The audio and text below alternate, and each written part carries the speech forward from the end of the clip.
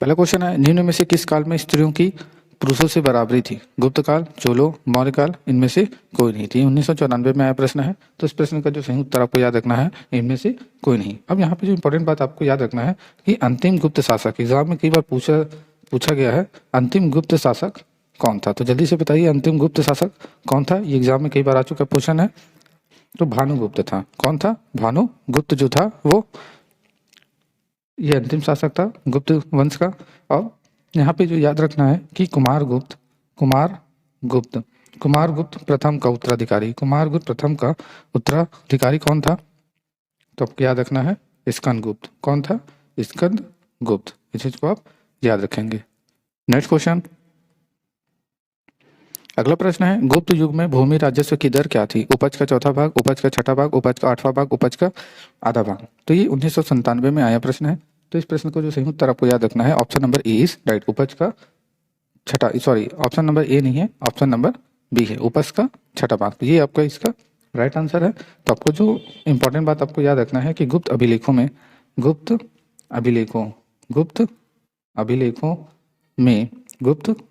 में भूमि कर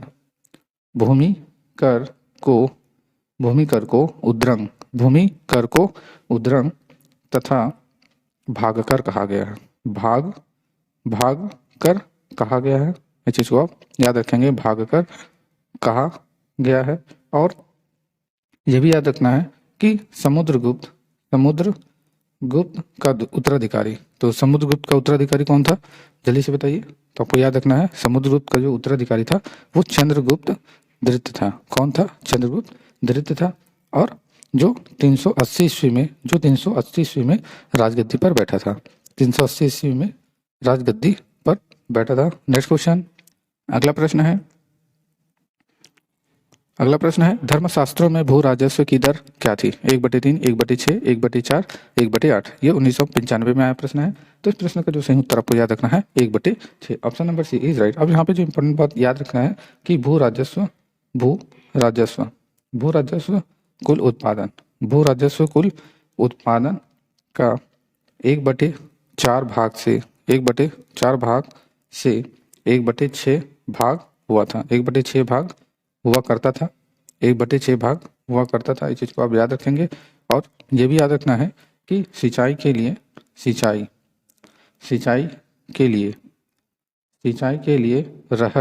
रहट था। घंटी यंत्र का प्रयोग किया जाता था। घंटी यंत्र का प्रयोग होता था। इस चीज को आप याद रखेंगे। अगला प्रश्न है, हिंदू विधि द्वारा मान्य कर कितना था? उपज का आधा भाग, उपज का छठा भाग, उपज का 1/3 भाग, उपज का 1/4 भाग। ये 1992 में आया प्रश्न है। तो इस प्रश्न का जो सही उत्तर है आपको याद रखना है उपज का छठा भाग, option number B is right. अब यहाँ पे इंपॉर्टेंट बात याद रखना है जो एग्जाम में कई बार पूछा जाता है कि चंद्रगुप्त प्रथम का जो उत्तराधिकारी था, ये उत्तराधिकारी जो है एग्जाम में कई बार आता है। तो आपको याद रखना है समुद्रगुप्त जो था ये इसका उत्तराधिकारी था जो 335 ईस्वी पे राजगद्दी पे बैठा। 335 ईस्वी में राजगद्दी पर बैठा, राजगद्दी पर बैठा। और ये भी याद रखना है कि इसने आर्यवर्त के 9 शासकों, और दक्षिणावर्त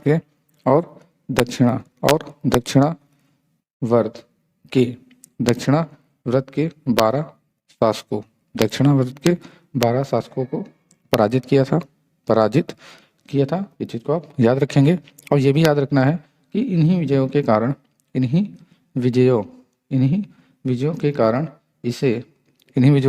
इसे भारत का नेपोलियन कहा जाता है। किसकी बात कर रहे हैं हम समुद्रगुप्त की ही बात कर रहे हैं। भारत का नेपोलियन कहा जाता है। इस चीज को आप याद रखेंगे। किसको? समुद्रगुप्त को। अगला प्रश्न है, किस प्रकार की भूमि को अप्रहत कहा जाता था? बिना जोती हुई जंगली भूमि, सिंचित भूमि, घने जंगल वाली भूमि, जोती हुई भूमि, उपरोक्त में से कोई नहीं, या उपरोक्त में से एक से अधिक। 2016 में आया प्रश्न है। तो इस प्रश्न का जो सही उत्तर आपको याद रखना है बिना जोती हुई जंगली भूमि। तब यहाँ पे जो इंपॉर्टेंट क्वेश्चन आपको याद रखना है कि गुप्त साम्राज्य गुप्त साम्राज्य का उदय कब हुआ था? तो आपको याद रखना है तीसरी शताब्दी के अंत में। गुप्त साम्राज्य का जो उदय है वो तीसरी शताब्दी के अंत में प्रयाग के निकट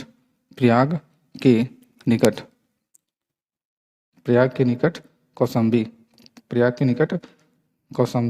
में हुआ था। और ये भी याद रखना है कि गुप्त वंश का संस्थापक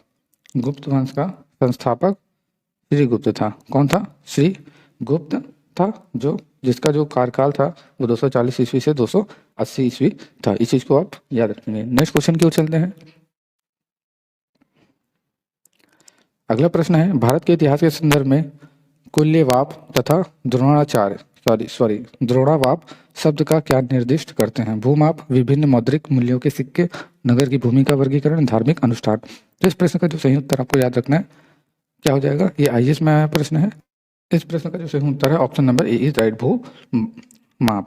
तब यहाँ पे इंपॉर्टेंट बात आपको याद रखना है कि गुप्त काल में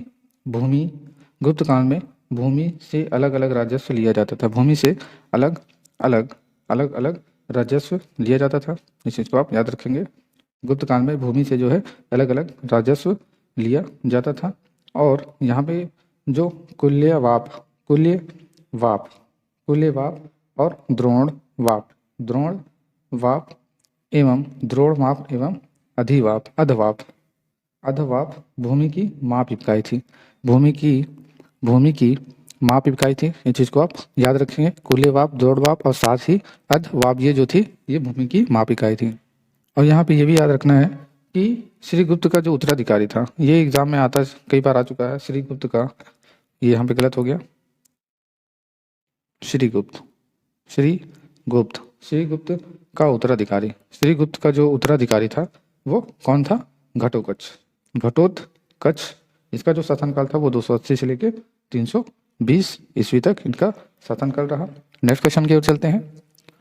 अगला प्रश्न है, गुप्त साम्राज्य द्वारा निम्न में से किन्हें कर रहित कृषि भूमि प्रदान की जाती थी? सैन्य अधिकारियों को, सिविल अधिकारियों को, ब्राह्मणों को, दरबारी विद्वानों को। तो ये एमपीपीसीएस में आया प्रश्न है, ये 2014 में आया प्रश्न है। प्रश्न का जो सही उत्तर आपको याद रखना है ब्राह्मणों को। Option number C is right. अब यहाँ पे जो इंपॉर्टेंट बात याद रखना है कि गुप्त वंश का प्रथम महान सम्राट कौन था? जल्दी से बताइए। गुप्त वंश का प्रथम महान सम्राट कौन था? जल्दी से बताइए। तो इसका जो सही आंसर आपको याद रखना है चंद्रगुप्त प्रथम। कौन था? चंद्रगुप्त प्रथम था। ये जो था ये 320 ईस्वी में, यह 320 ईस्वी में गद्दी पर बैठा। 320 ईस्वी में ये गद्दी पर बैठा। इस चीज को आप याद रखेंगे। इसने क्या किया था? इसने लिच्छवी राजकुमारी कुमार देवी से विवाह किया था। इस चीज को आप याद रखेंगे। और इसने महाराजा धीराज की उपाधि धारण की थी। मोस्ट इंपॉर्टेंट क्वेश्चन है ये, तब इस चीज को आप याद रखेंगे। नेक्स्ट क्वेश्चन की ओर चलते हैं। अगला प्रश्न है, प्राचीन भारत में सिंचाई कर को कहते थे विद, कंभागम, उदरंग, हिरण्य, उपरनिका। तो 2009 में आया प्रश्न है, यूपी पीएससी का प्रश्न है। तो इस प्रश्न का जो सही उत्तर आपको याद रखना है विदक भागम। Option number A is right. तो यहाँ पे जो इंपॉर्टेंट बात याद रखना है कि गुप्त संवत कब से कब तक था? 319 से लेके 320 ईस्वी ये गुप्त संवत माना जाता है। और इसकी शुरुआत जो है किसने की थी? चंद्रगुप्त प्रथम ने की थी। चंद्रगुप्त प्रथम ने की थी। इस चीज को आप याद रखेंगे। और ये भी याद रखेंगे कि चंद्रगुप्त प्रथम का जो उत्तराधिकारी है, चंद्रगुप्त प्रथम का उत्तराधिकारी कौन था? समुद्रगुप्त था। आई होप ये उत्तराधिकारी आपको याद हो चुका होगा। अगला क्वेश्चन है, तीसरी शताब्दी में वारंगल प्रसिद्ध था तांबे के बर्तन के लिए, स्वर्ण आभूषणों के लिए, लोहे के यंत्रों के उपकरणों के लिए, हाथी दांत के काम के लिए। तो ये 2001 में आया प्रश्न है। तो इस प्रश्न का जो सही उत्तर आपको याद रखना है option number C is right, लोहे के यंत्रों या फिर उपकरण हेतु। तो इंपॉर्टेंट क्वेश्चन यहाँ से आपको याद रखना है कि समुद्रगुप्त का दरबारी कौन था? ये एग्जाम में कई बार पूछा जाता है। समुद्रगुप्त का दरबारी कौन था? तो आपको याद रखना है कवि हरिसेन। कवि हरिशेन। यहाँ पे आप कवि लिख दीजिए, कवि हरिशेन था, जिसने इलाहाबाद प्रशस्ति, जिन्होंने इलाहाबाद प्रशस्ति लेख की रचना की, इस चीज को आप याद रखेंगे। अगला प्रश्न आपको याद रखना है कि समुद्रगुप्त विष्णु का उपशासक था। जो समुद्रगुप्त था वो विष्णु का उपासक था, सॉरी उपशासक नहीं था, उपासक था। इस चीज को आप याद रखें, जो समुद्रगुप्त थे वे विष्णु का उपासक थे। नेक्स्ट क्वेश्चन, अगला प्रश्न है, प्राचीन भारतीय गुप्त राजवंश के समय के संदर्भ में नगर, घंटाशाला, कदूरा, चौल किस लिए विख्यात हैं? विदेशी व्यापार करने वाले बंदरगाह, शक्तिशाली राज्यों की राजधानियां, उत्कृष्ट प्रस्तर कला तथा स्थापत्य से संबंधित स्थान, बौद्ध धर्म के महत्वपूर्ण तीर्थ स्थल। ये 2020 में आया प्रश्न है IAS का। प्रश्न का जो सही उत्तर है आपको याद रखना, option number E is right, विदेशी व्यापार करने वाले बंदरगाह। अब यहाँ पे जो इम्पोर्टेंट बात आपको याद रखना है कि समुद्रगुप्त ने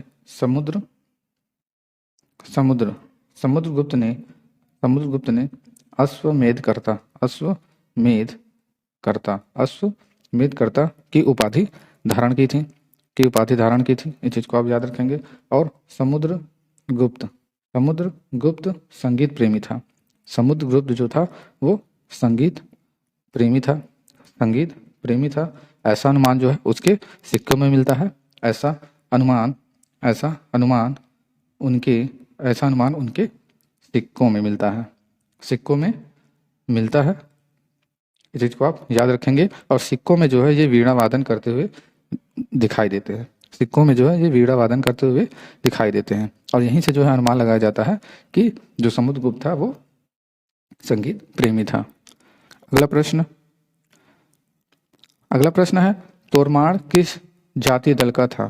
सीथियन, यूची, हुण, शंख। ये IAS 2095 में आया प्रश्न है। तो इस प्रश्न का जो सही उत्तर आपको याद रखना है, option number B is right, हुण। अब यहाँ पे इंपॉर्टेंट बात आपको याद रखना है कि समुद्रगुप्त ने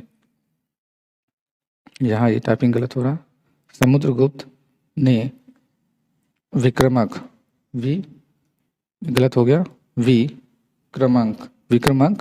की उपाधि धारण की थी, इस चीज को आप याद रखेंगे। इसे कबीराज भी कहते हैं, कबीराज भी कहा जाता है, इसको कबीराज भी कहा जाता है, इस चीज को आप याद रखेंगे। अगला प्रश्न अगली जो बात है वो याद रखना है कि समुद्रगुप्त का जो उत्तराधिकारी था वो कौन था? चंद्रगुप्त सेकंड था, जो 380 ईस्वी में राजगद्दी पर बैठा था, इस चीज को आप याद रखेंगे। नेक्स्ट क्वेश्चन की ओर चलते हैं। अगला प्रश्न है, निम्न में से किसने हुण शासक मिहिर कुल को किया था? बुद्धगुप्त, शशांक, यशोधर्मन, प्रभाकर, वर्धमान। ये 2016 में आया प्रश्न है। तो इस प्रश्न का जो सही उत्तर आपको याद रखना है Yashodharman, option number B is right. अब यहाँ पे जो इंपॉर्टेंट बात आपको याद रखना है कि चंद्रगुप्त सेकंड के शासनकाल में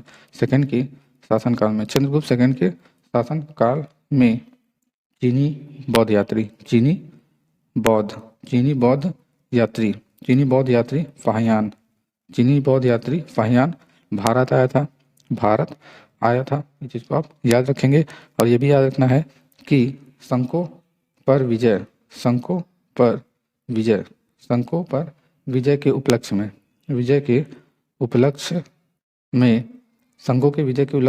में चंद्रगुप्त सेकंड ने चांदी के सिक्के चलवाए